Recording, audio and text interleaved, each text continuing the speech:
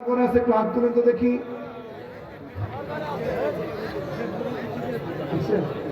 এতক্ষণ বললো স্ত্রীরা কথায় কথায় ঝগড়া করে, তর্ক করে, ঝাড়ি মারে, এরা নাকি আছে। এখন আর হাত তুললো না। হাত তোলেন না কেন? হ্যাঁ, হাত তোলেন নাই কেন? আমি কিন্তু জানি কেন হাত তোলেন নাই। কইতামনি কেন হাত তোলেন নাই? কইতামনি কমু কমু কন। আজকে যদি বাসায় যান আর যদি বলে শোনো আমরা কিন্তু মহিলা প্যান্ডেলে ছিলাম, খবরদার হাত তুললে কিন্তু ঘরে খবর আছে। কথা কয় না? রাস্তাঘাটে যখন একসাথে নিয়ে যাবেন বলতো সত্যি কথা কও, আব্দুল্লাহর মামুন ভাই আসছিল, তুমি কি হাত তুলছিলা? যখন বলছিল হাত তোলো, হাত তুলে তখন তুমি হাত তুলছিলা? যদি রাস্তায় বসেও যদি এখান থেকে তাফসীর থেকে বিদায় নেওয়ার সময় কোনোভাবে স্বীকার নাও চায়, বাড়িতে গিয়ে সত্যি কথা বলে, সত্যি কথা কও, তুমি হাত তুলছিলা? সত্যি করে কও। যদি হাত তোলো, আজকে রাতে খাবারের জন্য যে খাবার তোমার জন্য রেডি করছিলাম, কালকেরটা তো দূরের কথা, আজকে রাতেরটাই শেষ। কথা বল না কেন? আসলে মা বোন, এটা বিষয়টা এরকম না। আপনি যদি আপনার স্বামীর সাথে কথায় কথায় তর্ক করেন, ঝগড়া করেন, জারি মারেন, অসম্মান করেন, বিশ্বনবী বলেছেন 2 নম্বরে আপনি জাহান্নামী। ঠিক কিনা?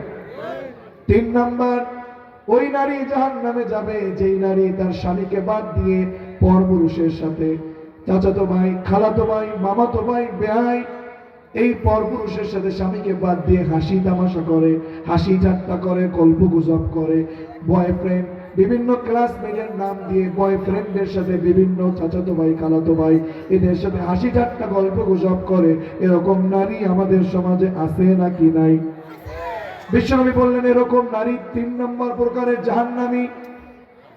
4 নম্বর হলো ওই নারী জাহান্নামে যাবে যেই নারী গোসলটা ফরজ হয়ে গেছে কিন্তু গোসল করতে কৃপণতা করে, পবিত্রতা অর্জন করতে দেরি করে, ওই নারী যাবে জাহান্নামে। 5 নম্বর হলো ওই নারী যেই নারী কথায় কথায় গীবত করে, কথায় কথায় মিথ্যা কথা বলে, কথায় কথায় মিথ্যা কসম কাটে, এরকম নারী সমাজে আছে নাকি নাই? মেয়েরা দেখবেন গীবত করে, চগলখড়ি করে, আছে না? এই সকল নারীরা জাহান্নামে যাবে। 6 নম্বরে হলো ওই নারী যেই নারী উপকার করে মানুষকে খোটা দেয়, এরকম নারীও আমাদের বাড়িতে আছে নাকি নাই? এবার বলেন তো নারীরা কয় প্রকার নারী জাহান্নামে যাবে? আরো জোরে কয় প্রকার? ও ঝিনাইদহবাসী, বিশ্বাস করুন, আপনাদের ব্যবহার দেখে, আপনাদের বসে থাকা দেখে আমার এতটা ভালো লেগেছে যে না, আমরা কোরআনের পক্ষেই থাকবো। ঠিক কিনা? ও মা, বোন, এজন্য বিশ্বনবী বললেন 6 প্রকার নারী জাহান্নামে যাবে। আপনি তো জাহান্নামী নারী হতে পারেন না, তাহলে আপনার জানটা কবজ হবে বড় কঠিন করে। 6 প্রকার নারী জাহান্নামী। 1, বেপরদায় চলে যারা, চুলগুলো বের করে সৌন্দর্য প্রকাশ করে যারা। 2, স্বামীর সাথে কথায় কথায় তর্ক করে, ঝগড়া করে, ঝাড়ি মারে তারা। 3, ওই নারী জাহান্নামে যাবে যেই নারী স্বামীকে বাদ দিয়ে পরপুরুষের সাথে হাসি তামাশা করে। 4, পবিত্রতা অর্জন করতে যে নারী দেরি করে। 5, কথায় কথায় গীবত করে, চগলখড়ি করে, কথায় কথায় মিথ্যা কথা বলে, মিথ্যা কসম কাটে। 6, ওই নারী জাহান্নামে যাবে যেই নারী মানুষকে উপকার করে খোটা দেয়। এরকম নারীদেরকে জাহান্নাম থেকে আমাদের বাঁচানোর দরকার আছে নাকি নাই? মা বোন, যখন মালাকুল মউত আসবে জানটা কবজ করার জন্য বলবে বের হ, অনেক বেপরদায় চলেছিস, নামাজ পড়িসনি, অপরাধ করেছিস, ইয়া আইয়াতুহান নাফসুল খাবিথা, বের হ, হে অপবিত্র আত্মা, তুই অনেক অন্যায় করেছিস, আমার রবের গোলামি না করে অপরাধ করেছিস, ঘরে ঘুমিয়েছিলি, বের হ, আল্লাহ তোর উপর রেগে আছে। জানটা যখন কবজ হয়ে যাবে, শাদ্দাদ বিন আউস বলেছেন, শোনো, জান কবজ করবার সময় আরো বেশি যন্ত্রণা যখন দেবে, একটা মানুষকে জীবিত অবস্থায় কেটে কেটে টুকরো করতে করতে 1000 পিস করলে যতটা না কষ্ট, এর চেয়েও বেশি কষ্ট দিয়ে তারা জানটা কবজ করবে। বলেন নাউযুবিল্লাহ। সহ্য করা যাবে না। জানটা যখন কবজ হয়ে যাবে, কবজ হয়ে যাবার পরে ফেরেশতারা তাকে নিয়ে রওনা করবে। প্রথম আসমানে নক করবে, নক করার সাথে সাথে দারোয়ান ফেরেশতারা দরজা খোলার সাথে সাথে দেখবে দুর্গন্ধ, বলবে এটা কার জান? বলবে এটা ওই লোকের জান যেই লোক সমাজের ভিতরে সুদ খেয়েছে, ঘুষ খেয়েছে, সেই মহেশপুরের সেই মান্দার তলা সেই যুবক যেই যুবক নামাজ পড়ে নাই, যেই যুবক কোরআনের বিরোধিতা করেছে, ওই যুবকের নাই সেই রূহটা। বলবে না, একে উপরে নেওয়ার কোনো সুযোগ নেই, যেখান থেকে এসেছো সেখানে নিয়ে যাও, একে নিয়ে উপরে গেলে তোমাদেরকে উপরে যেতে দেব না। ফেরেশতারা তার জানটাকে নিয়ে আবার সেই দুনিয়াতে চলে আসবে, এসে দুনিয়াতে এত জোরে ধাক্কা দেবে, যুবক, এই যুবক তুমি সরো, তুমি আজকে আল্লাহর গোলামি না করে তুমি অপরাধ করছো। নারী, আপনি আজকে অপরাধ করছেন, আপনি জনমের মতো অন্যায়, বেহায়াপনা, পরকীয়া, অবৈধ সম্পর্কের সাথে জড়িত। আল্লাহ আপনাকে যখন ধরবে, সেই রূহটা নিজের সেই দুনিয়াতে আবার এনে একেবারে দুনিয়াতে এত জোরে ধাক্কা দেবে, এক ধাক্কায় দুনিয়াটা সজোরে ধাক্কায় ৭০,০০০ গজ নিচে সিজ্জিন নামক জায়গাতে গিয়ে তার রূহটা পতিত হবে। নাউজুবিল্লাহ পড়বেন না? ও মহেশপুরবাসী, আল্লাহর জমিনে এসে আপনি কিন্তু স্বাধীন না, আপনি পরাধীন। আমি কিন্তু একজনের গোলাম, তিনি কে? এজন্য আমাদেরকে কোরআনের কর্মী হয়ে কাজ করতে হবে। বিশ্বাস করুন, সহ্য করা যাবে না মৃত্যুর যন্ত্রণা। সহ্য করা যাবে কি? মৃত্যুর যন্ত্রণা কয় ধরনের? কয় ধরনের? ছোট্ট মানুষ মুখস্থ হয়ে গেছে। কয় ধরনের? 3 ধরনের। 2 নম্বর হলো নেককারদের মৃত্যু। নেককার যারা তাদের মৃত্যুটা কেমন হবে? মালাকুল মউত যখন ওই লোকটার মাথার কাছে এসে বসবে, আর ওই নেককার লোকটার কানে কানে বলবে, ফেরেশতারা শোনো, আল্লাহ তাআলার গোলামি তুমি দুনিয়াতে করেছো, তোমার রব খুশি হয়ে তোমাকে এই জান কবজের পূর্বেই তোমাকে আল্লাহ সালাম জানিয়েছে। আল্লাহ তাকে সালাম দিবে। সুবহানাল্লাহ কইতেন না? আল্লাহর সালাম আমরা পেতে চাই কি চাই না? ও আমার মহেশপুরবাসী, সালাম দেবার পরে মালাকুল মউত ডাকবে, ইয়া আইয়ুহান নাফসুত তাইয়্যিবা উখরুজি ইলা মাগফিরাতিন মিনাল্লাহি ওয়া রিদওয়ান। হে পবিত্র আত্মা, হে কোরআনের কর্মী, হে নামাজি, হে পর্দানশীল নারী, হে স্বামীর আনুগত্যশীল নারী, হে নারী তোমরা বের হও, আল্লাহ তোমাকে ক্ষমার পথে কবুল করেছেন। সুবহানাল্লাহ। আল্লাহ তোমার রূপে ক্ষমার পথে কবুল করেছেন। আসো না, আল্লাহর ক্ষমার পথে তুমি চলো না, আল্লাহ তোমার উপরে খুশি হয়ে গেছে। সুবহানাল্লাহ। আল্লাহ তাআলা খুশি হয়ে যখন যাবে, বিশ্বনবী বলেছেন ওর জানটা কবজ করবার সময় এত বেশি সম্মান দিয়ে জান কবজ করবে। বিশ্বাস করুন, দুনিয়াটা এত কঠিন, এই দুনিয়া থেকে বিদায়টা যদি আপনার ভালো হয়, আপনার শেষ ভালো মানে আপনার সব ভালো, ঠিক না? নেককারদের কথাটা যদি কবুল হয়ে যান, বিশ্বনবী বলেছেন মায়ের কোলে থেকে দুগ্ধ পান করতে করতে যেমন করে ছোট্ট শিশু ঘুমিয়ে যায়, ঠিক তেমন করে জান্নাতের দৃশ্য দেখতে দেখতে ওই কোরআনের কর্মী দুনিয়া থেকে বিদায় নিবে। সুবহানাল্লাহ। আল্লাহ রাব্বুল আলামিন বিদায় হয়ে যাবার পরে মালাকুল মউত তার রূহটা নিয়ে যখন প্রথম আসমানে চলে যাবে, প্রথম আসমানের দারওয়ানকে নক করবে। প্রথম আসমানের দারওয়ান যখন নক করবে, দারওয়ান দরজা খুলে দেবে। দরজা খুলে দেখবে সুঘ্রাণ পাচ্ছে মিশক আম্বরের ঘ্রাণ। সুবহানাল্লাহ। মিশক আম্বরের ঘ্রাণ যখন পেয়ে যাবে, আল্লাহর ওই গোলাম যখন সেই রূহটা নিয়ে সেই ফেরেশতারা যখন চলে যাবে, প্রথম আসমানে যখন নক করবে, নক করার সাথে সাথে এমন একটা অবস্থা হবে, সেই জাহান্নামের ফেরেশতা নয়, জান্নাতের ফেরেশতারা এত বেশি তাকে ওয়েলকাম জানাবে। ওয়েলকাম জানানোর পরে প্রথম, দ্বিতীয়, তৃতীয়, চতুর্থ, পঞ্চম, ষষ্ঠ, সপ্তম আসমানের উপরে একেবারে ইল্লিয়িন নামক জায়গাতে গিয়ে তার রূহটা অবস্থান নিয়ে নেবে। সুবহানাল্লাহ। জান কবজ এত কঠিন ব্যাপার, আপনি যদি অন্যায় করেন সহ্য করতে পারবেন না। 3 নাম্বার হলো শহীদদের মৃত্যুর যন্ত্রণা। যারা আল কোরআনের জন্য শহীদ হয়েছে, আপনি দেখেছেন কোরআনের কর্মীরা ফাঁসির কাষ্টে ঝুলেছে, আপনি মনে করছেন যে কেমন যেন মৃত্যুর যন্ত্রণা, অনেক সহজ বুঝি, অনেক কঠিন বুঝি না। আসলে মৃত্যুর যন্ত্রণা যারা শহীদ হয়ে যায় তাদের জন্য কঠিন না। আল্লাহ তাআলা বললেন, ওয়ালা তাকুলু লিমান ইউকতালু ফি সাবিলিল্লাহি আমওয়াত। আল্লাহু আকবার। কোরআনের কর্মী যারা, কোরআনের পথে শহীদ হয় যারা, এরা বাস্তবে মরে না। এদেরকে আল্লাহ তাআলা শুধুমাত্র পৃথিবী থেকে বিদায় নিয়ে নেয়, একেবারে তাদেরকে জান্নাত দিয়ে দেয়। সুবহানাল্লাহ। বিশ্বনবী বলেন, আমার আজকের মুরব্বী, ওনাকে একটু উদাহরণ দিচ্ছি। এই যে হাতে কি খেলাম বলেন তো, কি কাটলাম? বলেন না কি কাটলাম? আলহামদুলিল্লাহ। আমার বাবাজি হাতের উপর আমি চিমটি কেটে দেখালাম।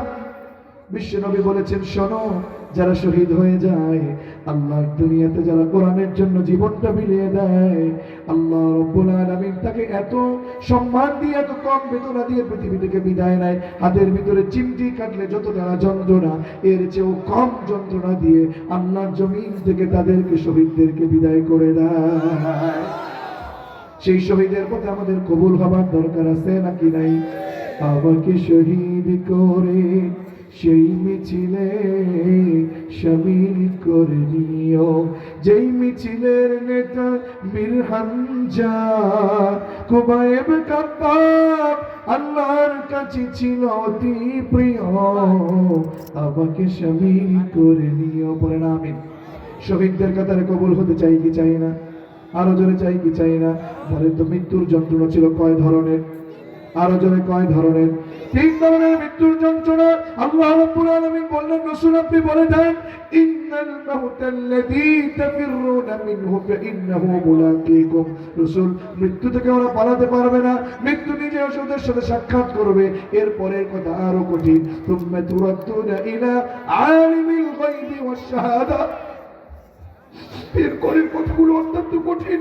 আল্লাহ বলেন, শোনো, মৃত্যুর পরে তোমাদেরকে এমন আল্লাহর কাছে তোমাদেরকে প্রত্যাবর্তিত করতে হবে যে রব তোমাদের গোপন খবরও জানেন, ওপেন খবরও জানেন। তিনি কে? গোপন খবর কে জানে? ওপেন খবর কে জানে? আল্লাহর জমিনে যারা, এই পৃথিবীতে যারা অন্যায় করছেন গোপনে ওপেনে, সব খবর কে জানে? এর পরের কথা আরো কঠিন। আল্লাহ বললেন, ফায়ুনাব্বিউকুম বিমা কুনতুম তা'মালুন। শোনো, কোথায় কি ষড়যন্ত্র করো, গোপনে কোথায় কি গুনাহ করো। যুবক কোন বাড়ির বুড়ি, কোন বাড়ির বুড়োই মারবে, কোন বাড়ির আম খাবে, চুরি করে না বলে অন্যায় করবে, কোথায় তুমি আলেমদের বিরোধিতা করবে, নারী তুমি কোথায় পরকিয়া করো, নারী তুমি কোথায় গুনাহের কাজগুলো করো, আমার আল্লাহ কিন্তু সব জানে, খবর রাখে কে? এজন্য রব্বে কারীম বলেন, ফায়ুনাব্বিউকুম বিমা কুনতুম তা'মালুন। সুতরাং আমাদেরকে নেককারদের কাতারে, শহীদদের কাতারে কবুল হবার দরকার আছে নাকি নাই? আরো জোরে বলার দরকার আছে না নাই?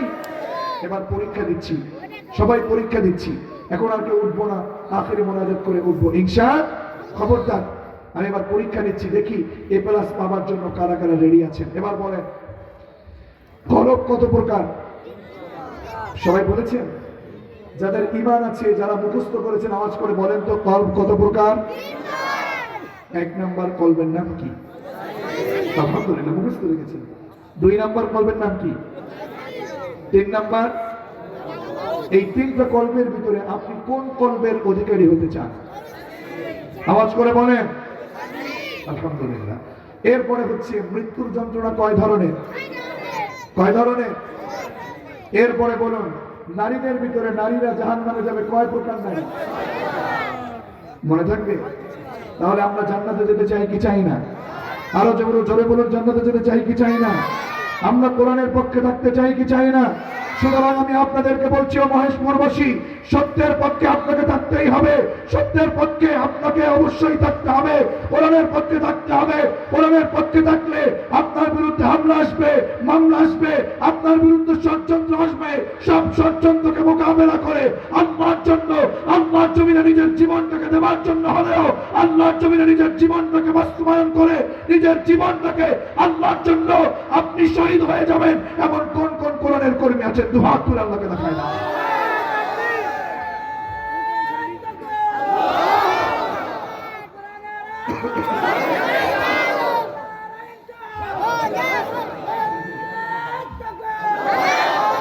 আমরা কোরআনের পক্ষে থাকতে রাজি আছি তো? কয়েকটা প্রশ্ন আছে, আমি একটু উত্তর দিচ্ছি। প্রশ্নটা জেনে আমরা এখান থেকে বিদায় নেব, পারবো? কয়েকটা প্রশ্ন আছে, এর ভিতরে একটা প্রশ্ন। এখন কেউ উঠবেন নাকি আমার সাথে যাবেন? একেবারে আমি চাই, আমি আপনাদের জন্য খাস করে সবার জন্য দোয়া করব। আজকে চোখের পানি ছেড়ে সবাই দোয়া করব যে না, আমরা সত্যের পথে কবুল হতে চাই। সবাইকে নিয়ে এখান থেকে বিদায় নিব ইনশাআল্লাহ। একটা প্রশ্ন হচ্ছে, হুজুর, আমাদের এখানে সালাত আদায় করি, সালাত আদায়ের পরে সালাম ফিরাই, সালাম ফিরানোর পরে 2টা দল হয়ে যায়, একদল মোনাজাতের পক্ষে আর একদল মোনাজাতের বিপক্ষে। আসেনি কেন? আমরা আমল করব কি আমাদের মতো নাকি রাসূলুল্লাহর মতো? কথা বলুন, কার মতো? আমি একটু আপনাদেরকে উত্তর দিচ্ছি, বলে দেব। আমাদের দেশে কিছু ইমাম এমন আছি, আমরা এরকম করি, আসসালামু আলাইকুম ওয়া রাহমাতুল্লাহ, আসসালামু আলাইকুম ওয়া রাহমাতুল্লাহ, সালাম ফিরিয়ে আল্লাহুম্মা আমিন বিরহমাতিকা ইয়া আরহামার রাহিমিন। আসসালামু আলাইকুম।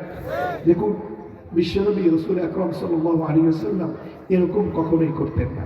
বিশ্বনবী কেমন করতেন? ভালো কথা, আমি আপনাদের এখানে আমার একটা বই এসেছে, এটার ভিতরে তথ্যটা দেওয়া আছে, আমাদের পাবলিকেশনের বাইরে এসেছেন, আমি একেবারে দলিল সহ বলবার চেষ্টা করছি, এটার ভিতরে আছে। হ্যাঁ, সালাতের সালাম ফিরানোর পর পঠিতব্য রাসূল কি কি আমল করেছেন মনে রাখা যাবে?